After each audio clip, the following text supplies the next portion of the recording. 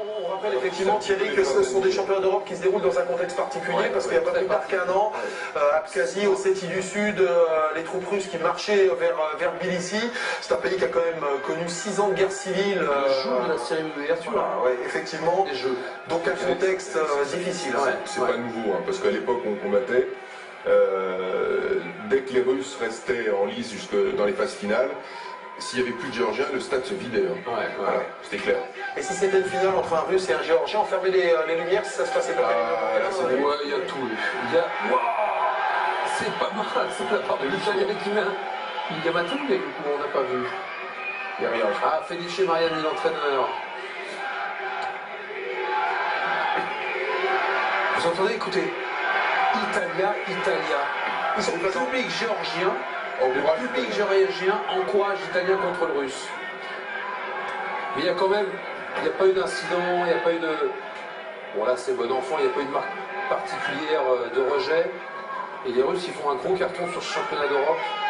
Ils ont déjà pris 2 fois l'or, vous l'avez dit, lors de la première journée, une fois chez les hommes, une fois chez les dames.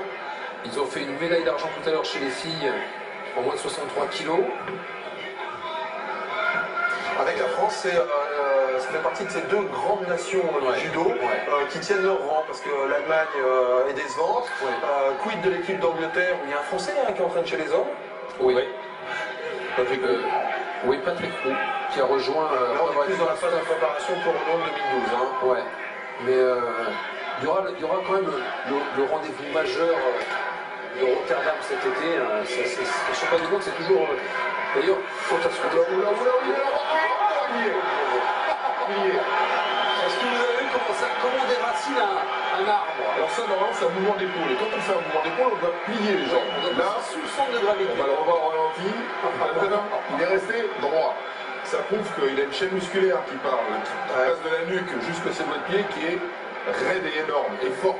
David, on est d'accord pour dire qu'avec ce mouvement-là, rajouté à celui de Sorokin, l'Ukrainien tout à l'heure face aux jeunes Néerlandais, sont les 2 mouvements du jour. Hein. Oui, c'est ça.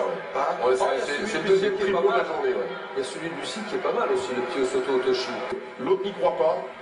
Bah, il le prend très haut là. Il fait chiffre sur les jambes, vous voyez. Et il l'arrache. C'est beau. Et il va vraiment chercher en dessous. Tac. Un peu à l'avant du roi, il dit. Un peu comme Enji, ouais. Ah, c'est bien. Et imaginez que l'autre, il veut absolument pas tomber, évidemment. Hein. Regardez le sourire, c'est Eri Soinage, ça. Ouais, c'est un mix de deux. Oh, comment il... En fait, c'est un mouvement d'épaule, mouvement de hanche. Il le déracine, véritablement.